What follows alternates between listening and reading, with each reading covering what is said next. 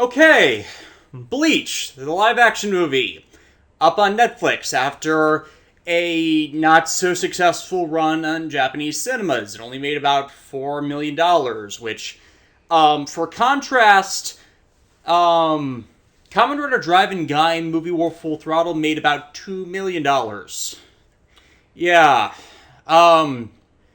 Admittedly, it's not connected. Okay, it is connected to an existing franchise, but for Japanese cinema, 10 million is usually around the range for a bad movie there.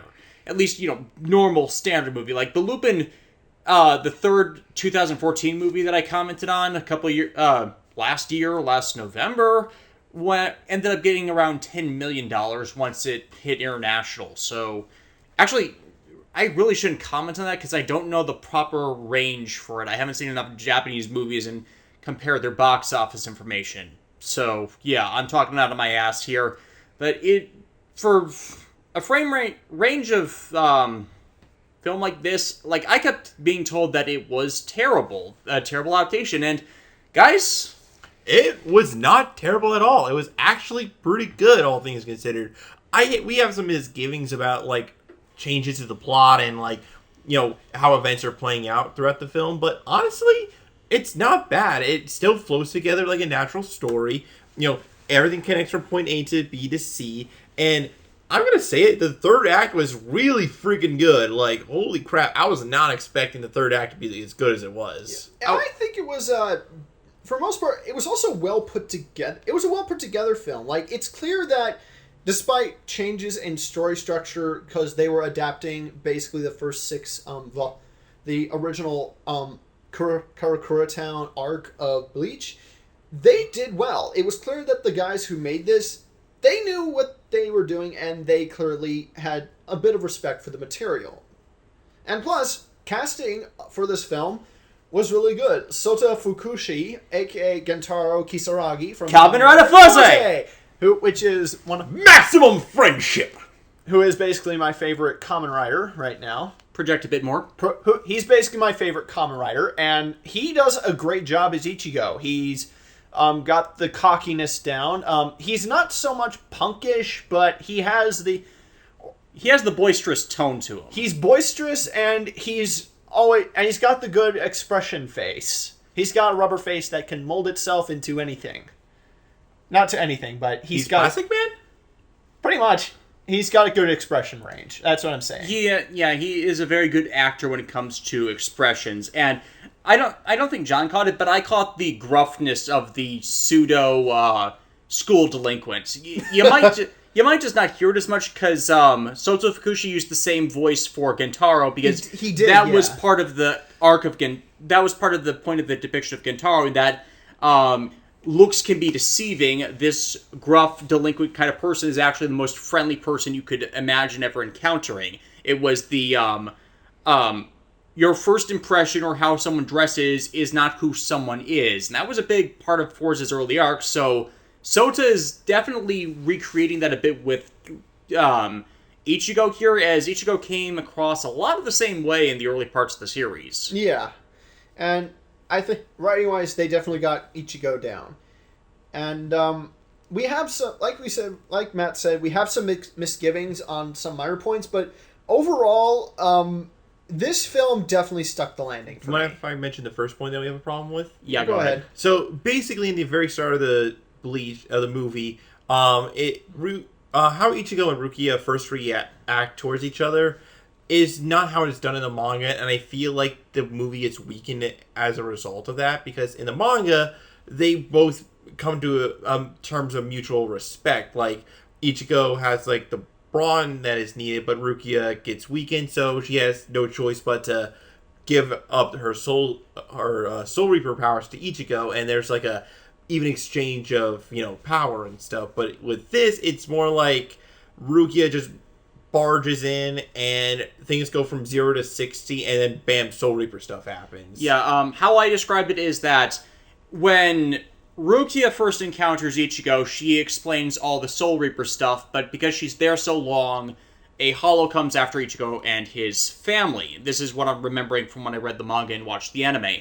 and Rukia saves them when Ichigo can do nothing but is injured for it. So Ichigo agrees to take on her power temporarily to save them and to pay her back for that. In the live action adaptation, it's she's injured, this thing is running around, Rukia didn't do much to save or protect his family, so like the two of them, isolated from the rest of Ichigo's family, are going to die in this moment, so it's an act of desperation, but there's no real exchange of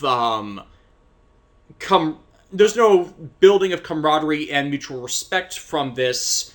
It's just, we'll save each other's lives in this moment and split and go our separate ways, as Ichigo initially feels it as, and it just snowballs from there, instead of this being the foundation built to bridge disparate worlds. And I just checked, and you're totally right. Like, Rukia says everything, like, gives Ichigo the rundown of how the Soul Reaper, so the Soul Society works and what a Soul Reaper does, and then, out of nowhere, manga right there, and then, bam, like, the Hollow shows up. But in the movie, it's like, she explains all that stuff after the Hollow is done doing its thing, so yeah, like, you kind of miss something a little bit there, and it's not terrible, but it kind of makes the foundation of the movie going forward very shaky for a lot of it, you know? Yeah, because it's more, then for a lot of it, Ichigo is acting obstinate and not wanting to deal with all of this, even though,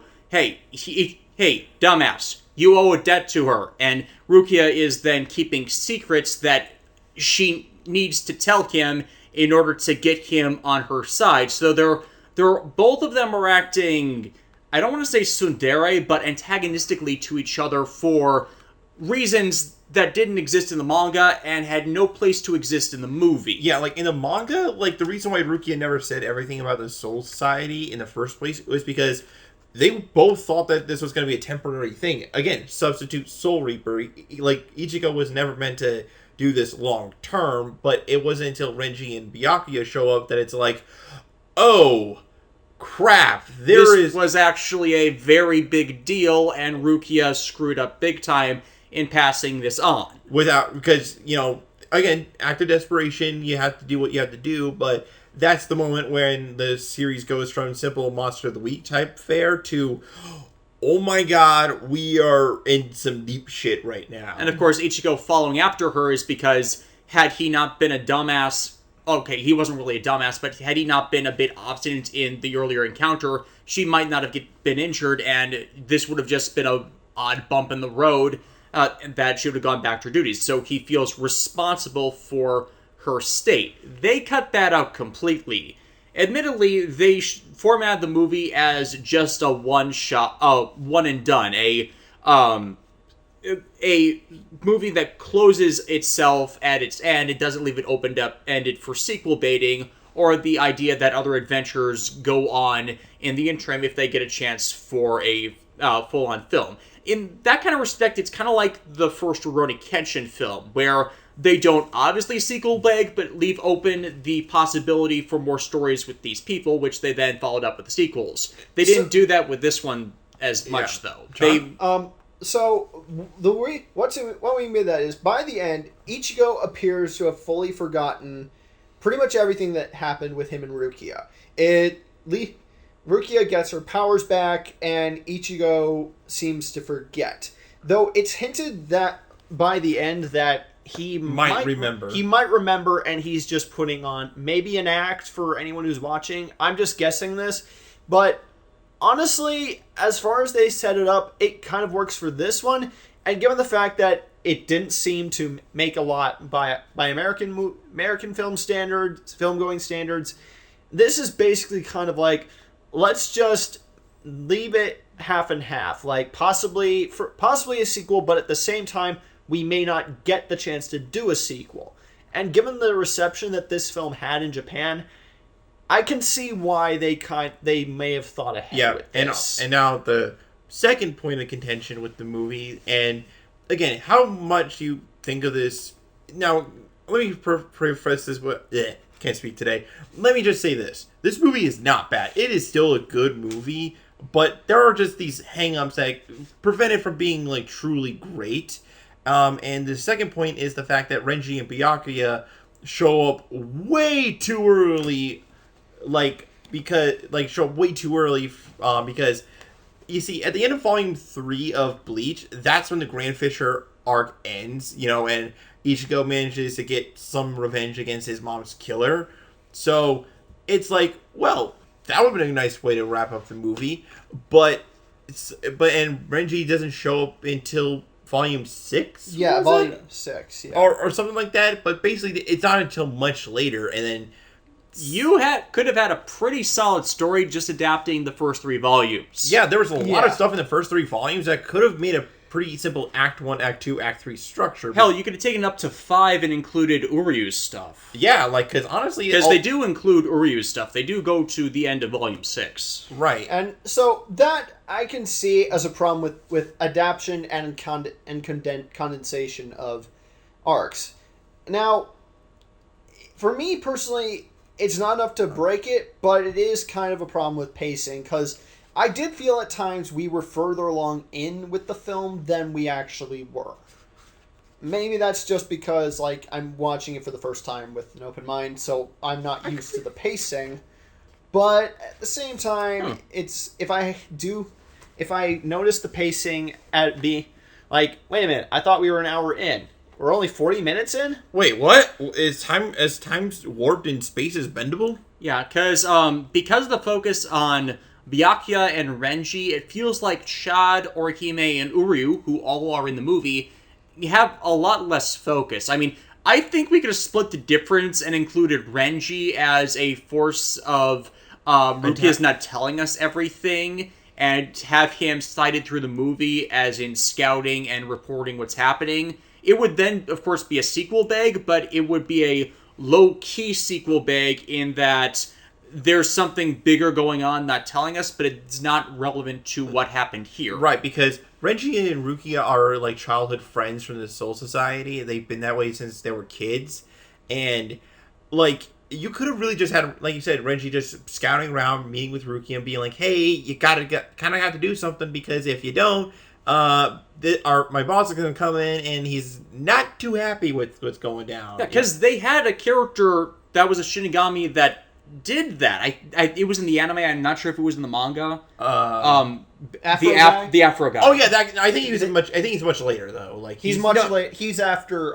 No, he was included in the Grand Fisher arc in the anime. No. Okay, now I remember who you're talking about now. Yeah, I remember who you're talking about. Yeah, they could have had Renji replace him and their childhood friendship be why Renji chooses not to report that Ichigo has her powers right now and give her a bit more time to gain hers back, or get Ichigo to the point where he can give them back without dying, because that's one of the movie's changes, that Ichigo can, once he gets enough training and control over his own powers, can transfer what Ryuki gave him back, potentially with even more on top of that due to his own immense spiritual power. And admittedly, the film does something actually pretty nice with at the beginning where they try Rukia tries getting the powers transferred back into her, but it doesn't do anything. The sword just won't pierce at all, and it's because that was a lingering plot hole from the manga and anime. Why couldn't Ichigo just give them back right now if his spiritual power is so strong? And it's something that's never addressed. It was always an existing plot hole in the story that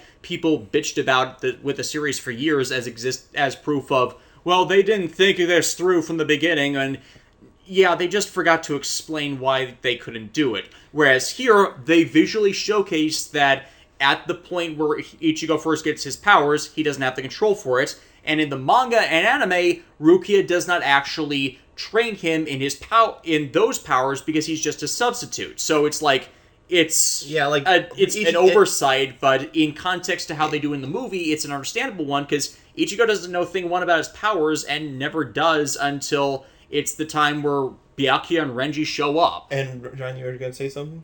I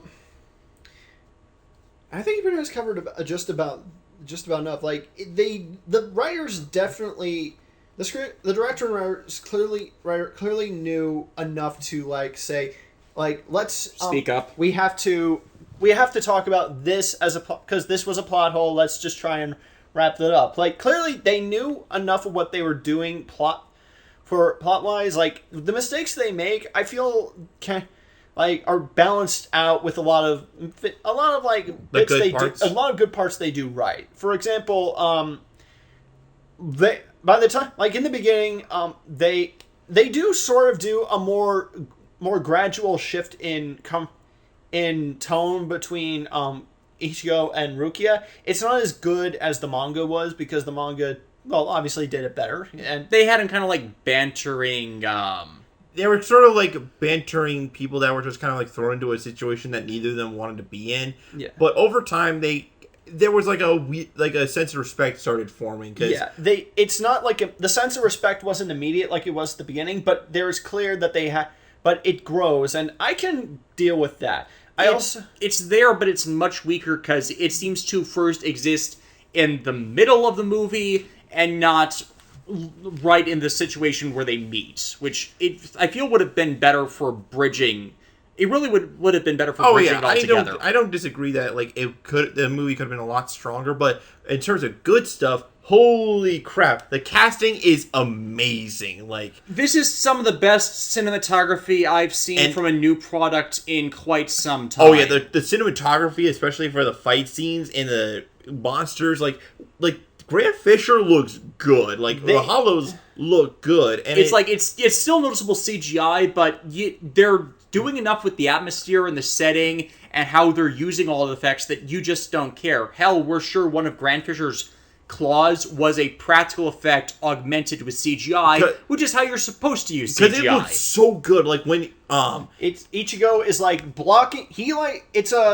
Grant Fisher has his sword, but then one of his claws like comes out and pierces his shoulder, and you can visually see the blood spreading across his jacket. That is a good effect, and it's also a good nod to how Grant Fisher was in the original manga. Hell, it's kind of like they pierced a blood pack under the suit, which would perfectly fit a physical effect interacting with augmentation from a CGI effect. And honestly, like, other good points in this movie's favor is that right from the get-go, you know these guys do care about the source material, because I just did a brief flip of the first chapter of the manga, and they pretty much recreated it as best they could. Granted, they changed the spirit of the person Ichigo was helping out at the beginning from a girl to a boy, but in terms of like the flashing the character's name and their age, occupation, and like what their special skill is, no, that's lifted straight from the manga. Like, I couldn't ask for like anything better. It's a good introduction to the characters and what we can expect from them, which is what an adaptation is supposed to do. It makes it feel like these guys had read the story, and it has been stated in production notes that Kubo Tite was not really heavily involved with this film. Basically, the only thing he wanted was Ichigo's hair to be gotten right, and the looks of the characters, which most of them do look like them. I mean, Orihime's hair is more auburn than bright solid orange. Red or orangish, and they did not get Rukia's hairstyle right at all. But they do this one strand on the right side of her head thing, and once Byakuya comes in and you see the 3 strands on his left side, you can see it's kind of a contrasting parallels thing they were kind of going for. Right, with that. and in that case, that's like a change I'm not opposed to. You know, at the end of the day, when it comes to the adaptation, as long as what you're changing still keeps to the same spirit of the original story, and you still stick the landing at the end, I will still criticize it, but I'm not gonna like hold it against it. I'm not gonna hold it against it. It's just more of at that point, it's more of a what I would like to see. Think it would be done better. You know, it's the difference between a project that's rated as a B versus an A. Like, B just means, you know, you're still good, but like if you made a few minor adjustments, you would be at an A. You know what I mean? This feels like definitely a B. But like, we're not ranking the movie just yet. I'm just like making an analogy. Yeah. But and honestly, like, the movie did something that I was kind of hoping it would do, is that it reminded me of the good old days of Bleach, where the original story up until the Soul Society, up until the end of the Soul Society, it's some solid stuff right here with like a lot of visual style, like a flair all its own. It's not in your face quite much. It's more of a punk rock aesthetic that I think the movie did its best to like translate. You want they did, because Ichigo's room is it's more barren in the anime and what we see of the manga pages, but here it's lively with rock and a bit of punk paraphernalia. He even has his own guitars, though I don't think so. Actually, Sota Fukushi does play, if I'm remembering 4's right. Yeah, but Yeah. And also he even has a bookshelf of stuff where like it feels lived in. Like it's basically what I'm trying to say is that the movie clearly is a good adaptation in the sense that it takes the style of the manga and perfectly translated it to screen.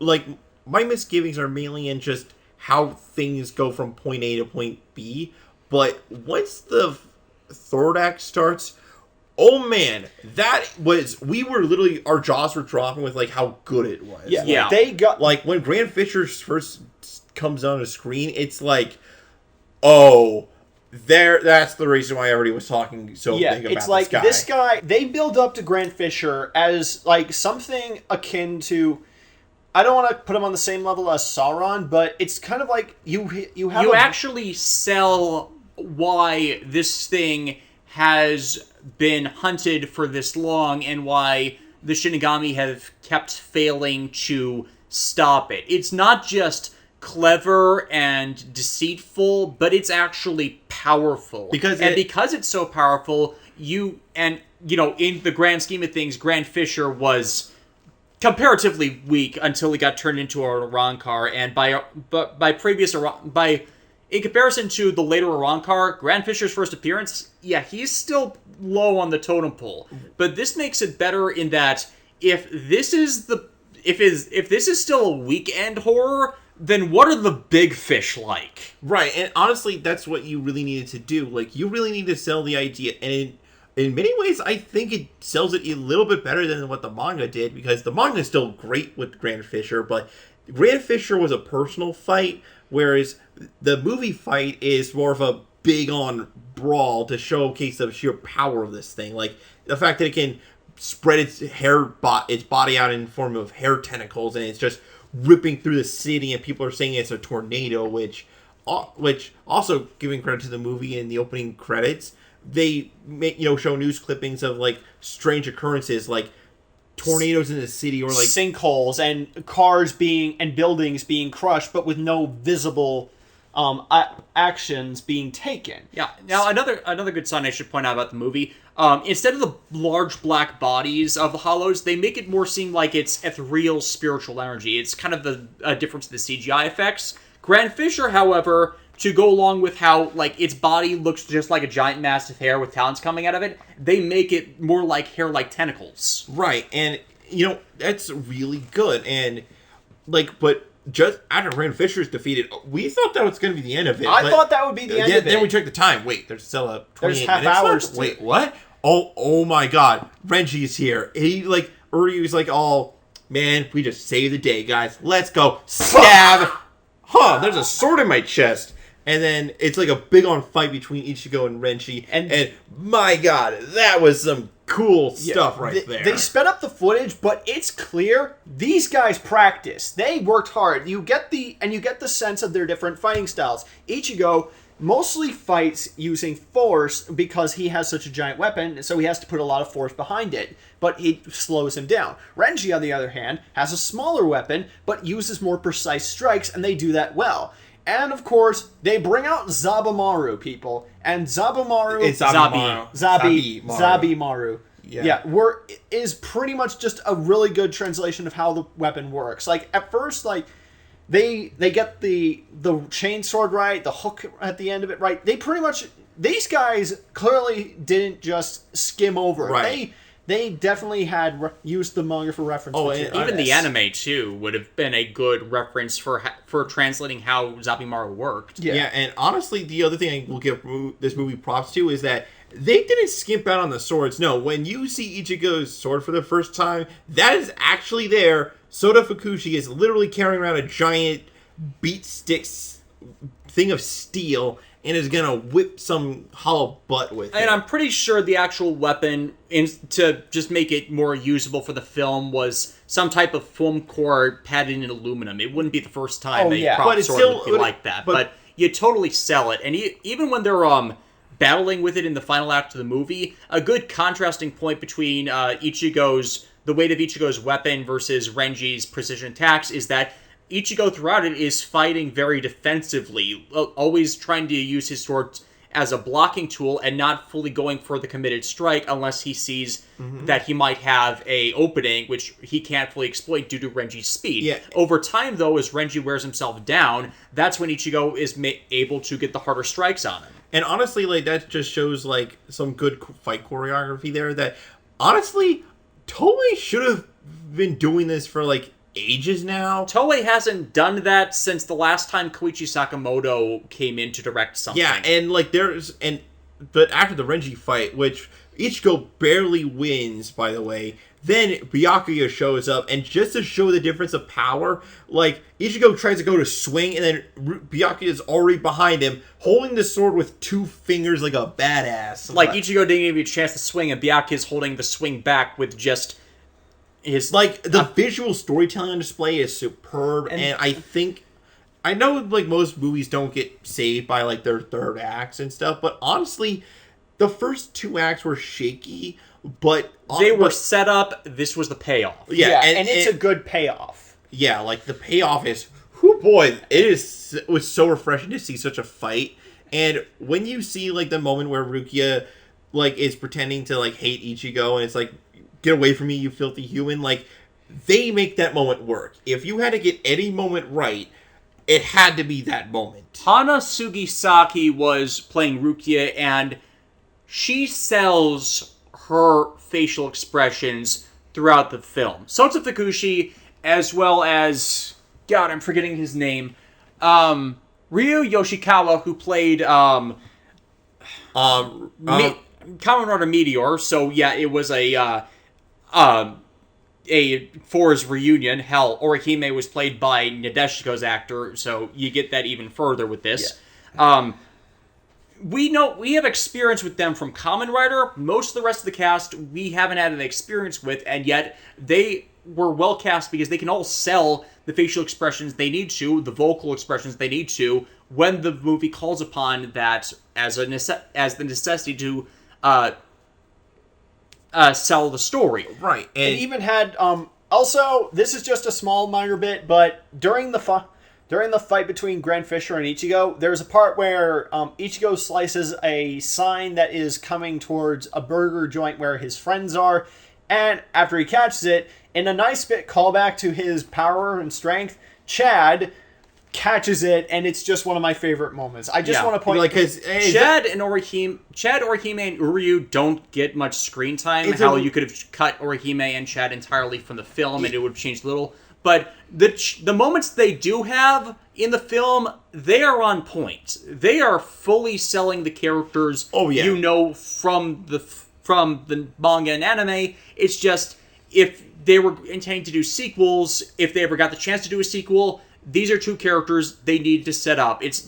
So they don't have the Aoshi Shinomori problem they did from Rurouni Kenshin, where they didn't intend to do sequels, so they excluded him for the first movie, but then they decided to do sequels, and he became the weakest of the focused-on characters as a result. But honestly, though, like, I was kind of coming into this movie with, like, 2 minds. 1, how's it going to work as an adaptation of a movie? And 2, like, how is this movie standing on its own 2 feet? And I honestly think it succeeds at both. I have my problems with it, but at the end of the day, like John was saying earlier, the good outweighs the bad, and even the bad is like not an iffy kind of bad, more of a, I just know that if you change this one thing, there would be barely any, all the other problems would have just been brushed off. You know what I mean? Yeah, it's kind of like if they had really gone for something like character assassination, hell, or even just badly edited the film to the point where we couldn't see a damn thing. Oh yeah, like that was the other thing this movie had to succeed on, which was the action scenes, because the action in Bleach can get pretty intense and nuts, and we can see where everybody is, who is swinging what, who is like where and why, and it is such a cohesive. Slow down the film, and every moment works without a jagged cut. I'm not kidding when I say this is comparable to what we usually see from Koichi Sakamoto in him doing all of this. And the dopest moment from this was when Ichigo is trying to fight off Byakuya. Byakuya, like, literally pulls out his katana, and Ichigo's swinging, and it's CGI, but you would not be able to tell this if you did a quick glance at it. But Byakuya's tip of the sword, like, literally just taps Ichigo's, and that's all it takes to block it. Like, block and deflect it. Yeah. Like, I'm pretty sure it's CGI. Otherwise, they slowed down the connection to actually set it up and then sped it back up for the film itself. I think that it might have just been easier to just CGI the connections together. Right, and considering that this is apparently the director's first foray into, like, okay, I don't believe this is his first action movie role. I pulled it up earlier. Yeah, what was it? The director and co-writer for the film is Shinsuke Sato. He's been a director since 1997. Tokyo Yakyoku, who I've never seen. He did the 2011 Gantz movie, which I know nothing of. The 2016 Death Note Light Up the New World, which is in the same oeuvre of a extension to a film adaptation of a manga. I have still not seen Light Up the New World. I have not found anyone who's translated it yet. I really need to get on that because I really want to see that. But point is, like, my only real thing that kind of bothered me, though, was the whole ending. Like, now I understand that most people don't like cliffhangers, and the cliffhanger probably would have left the sour taste in people's mouths, but given of how the third act was kind of, like, following and, like, what it was doing, I legitimately thought they were going to do that thing where Ichigo gets defeated and he's back at school and he's feeling bummed out, right? But then Kiyusuke shows up and does the whole, hey, yeah, did that Byakuya guy piss you off? Like, and help you get Rukia back. You know what I mean? Like, something like that. Like, I would have been okay with, like, a cliffhanger hanging other than the nothing really kind of mattered ending. Yeah, I think since Uryu was pretty much wasted, even though we have the beginnings of the hollow bait plot pretty early in the movie. Which goes nowhere. It goes nowhere, and I think it would have been better to save Byakuya. As we said, we could have substituted Renji in for the Afro Shinigami guy pretty easily as someone checking up on Rukia and keeping her secret for the meantime. I think it would have been better to end this not quite on Grand Fisher, but Uryu ducktailing off of that to have their little hollow competition, which would end it instead on the Menos Grande incident. Yeah, because I would have wanted, based on how well the CGI was done for all the other hollows, I was really hoping for Menos Grande because that thing is it's scary, it's a simple design, it's just a giant black shadow with feet and a long nose that fires lasers of death. You know what I mean? Then you could also get Orihime and Chadabit in there, have that incident kind of develop their powers a bit, right, and then end it on maybe just focus on getting your powers back. I will do your job for you in the meantime. Again, tying back to that repaying the debt IOU thing, which wasn't as dressed much in the movie. So pretty much just like, because the Byakuya and Renji stuff, I believe, takes up a full 40 minutes of the film in a 100-minute movie. So it's not quite excise them, but if you were going to do a sequel or planning a sequel, you give signs of them, but shift it so that this is the beginning of a longer story, but it works as a full narrative in and of itself. Oh, and before I forget, the guy playing Ishin Kurosaki, he's really good. He's Saito Hajime from the Rurouni Kenshin films, and he's not quite the big doofy dad. They go for like they try to play him a bit more seriously. And I think, for me, that works That works, especially like they still get the point across that this is a guy who's trying to keep a little lighter face, but he still misses his wife dearly. They don't quite get the tone for that though, but they more rely on visual storytelling for that than his I don't want to say demeanor or mannerisms, but he doesn't sell it vocally. Yeah, but overall, Bleach 2018 Bleach the movie is a really good time. If you're a fan of the franchise, I can understand if you don't like this movie. Like, it's one of those things where, like, the misgivings could negatively negatively infect your view of the film so greatly that you just can't enjoy it, and that's perfectly cool.